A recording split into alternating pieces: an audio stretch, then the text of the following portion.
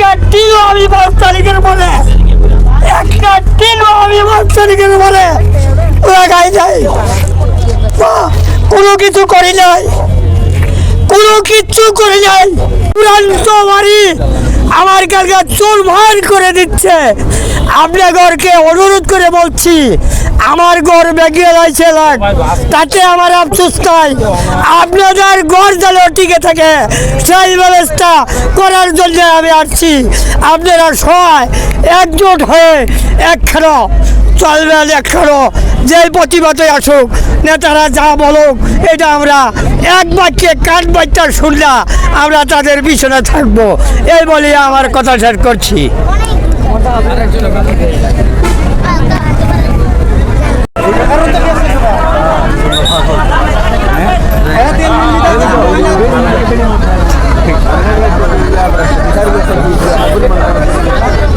গরম জায়গায়